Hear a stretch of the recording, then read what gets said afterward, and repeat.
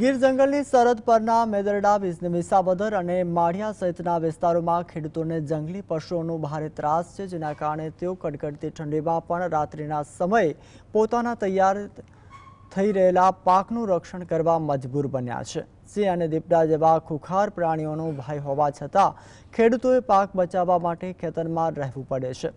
જો ખેડૂત રાત્રે ઘરે ઊંઘે તો જંગલી નીલગાય, ભૂંડ અને હરણ જેવા પશુઓ ખેતરમાં ઘૂસીને ઘઉં અને ચણા સહિતના પાકોનું સોથ વાળી દે છે।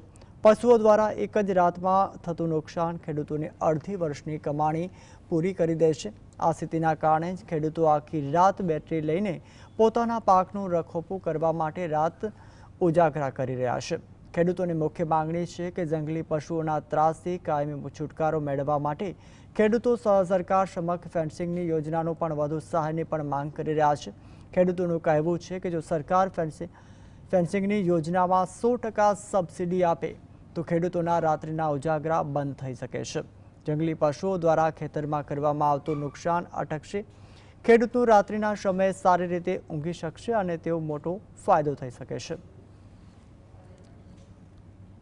અમે 5, 8, 10 ખેડૂત ભેગા થઈ એકાબીજાને આટાફેરા મારી હાવજ દીપડાનો બહુ પૂરો ત્રાસ છે। બીક એવી હોય બધી કે લાકડી છે કે એવી બધી વસ્તુ લઈને અમારે ભેગું રખડવું પડે છે। એટલે અમે બધા એકાબીજાને વાડીઓમાં જતા હોય કે ચા પાણી પીવા કે 5 મિનિટ ખોટી થઈ ગયા હોય તો લીલગા છે, ભહુ છે, ભૂંડ છે, કુંદી જાય, પાયેલું હોય તો ખાઈ જાય।